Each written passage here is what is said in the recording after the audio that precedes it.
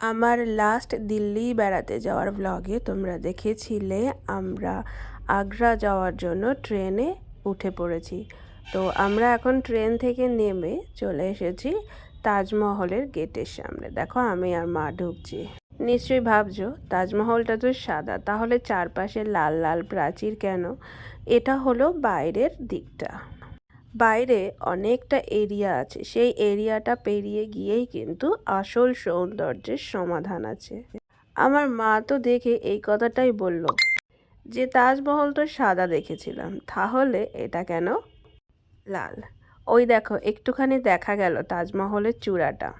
আমরা যখন গেছিলাম তখন ছিল গরমকাল, আর এখন আমি শীতকালে ঘরে বসে বসে যখন এই ভিডিওতে ভয়েস ওভার দিচ্ছি মনে হচ্ছে ইস, এই রোদ্দুরটা যদি এখন পেতাম। এখানে দাঁড়িয়ে প্রচুর ছবি তুলে নিয়েছি। এই জায়গাটাই ছবি তোলার জন্য এত সুন্দর, আর তাজমহল তো আরও সুন্দর। চারপাশটা তোমাদেরকে দেখো ঘুরিয়ে দেখাচ্ছি।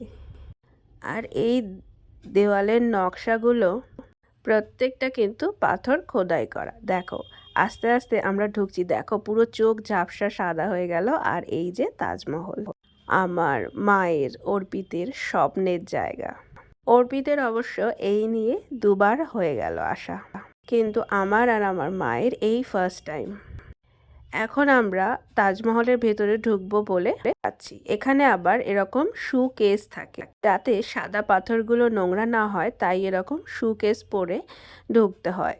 মাকে বললাম মা একটু হাত দাও, হাত দিয়ে একটু ফিল করো যে তুমি তাজমহলে এসেছো। মা তো বিশ্বাসই করতে পারছে না যে মা তাজমহল দেখছে। আসলে আমার দাদু মানে মায়ের বাবা যখন পোস্টিং ছিল তখন অনেক গল্প শুনেছিল, তো সেখান থেকেই মায়ের শখ ছিল মা যাবে এখানে। ভিতরটা তোমাদেরকে পুরোটা হয়তো দেখাতে পারবো না, তবে এইটুকুই দেখালাম কারণ ওখানে ভিডিও করা বারণ ছিল। আর আমরা এখন দেখে বেরিয়ে আসছি। বাইরে এত রোদ্দুর, কিন্তু ভেতরটা এত সুন্দর ঠান্ডা না যে কি বলবো। এর আগে ইকো পার্কে তাজমহলের স্ট্রাকচার দেখে আমি অর্পিতকে বলেছিলাম আমি এইসব নকল জিনিস দেখবো না, আমি আসল জিনিস দেখব। তাই সেই স্বপ্ন আজ আমার অর্পিত পূরণ করলো। দেখো চূড়াটা দেখেছো, আর এই দেখো যে যমুনা নদীটা, এই নদীটা ধীরে ধীরে তাজমহলের এই পাথরগুলোকে ক্ষয় করে দিচ্ছে। ওই দিক থেকে দেখো কত চড়া পড়তে পড়তে আসছে আরো এই দিকে এগিয়ে। এখানে দাঁড়িয়ে এই যমুনা নদী আর তাজমহলের খানিকটা শোভা আমরা উপভোগ করলাম। এরপর আমরা গন্তব্যস্থল আমাদের হোটেল। তো তার জন্য আমরা বেরিয়ে পড়েছি। আর দেখো বন্দে ভারতের জন্য দাঁড়িয়ে আছি। আমরা বন্দে ভারত করে আবার দিল্লি রিটার্ন যাব। বললাম না এই ট্যুরটা হলো আমার স্বপ্নের ট্যুর। অর্পিত আমার সব স্বপ্নগুলো এই একটা ট্যুরে পূর্ণ করে দিয়েছে।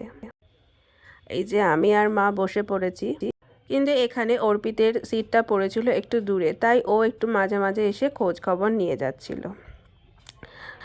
বন্দে ভারতের সিটগুলো না খুব ছোট ছোট, আর স্পেসটাও অনেকটা ছোট। এর থেকে আমরা শতাব্দী করে আগ্রাতে এসেছিলাম, তো তার সিটগুলো একটু কমফোর্টেবল, আর কিন্তু মাঝখানে স্পেসটা অনেকটা বড় ছিল। আর আমাদের লাঞ্চ দিয়ে দিয়েছে। আমারটাই ছিল ননভেজ আর মায়েরটা ভেজ।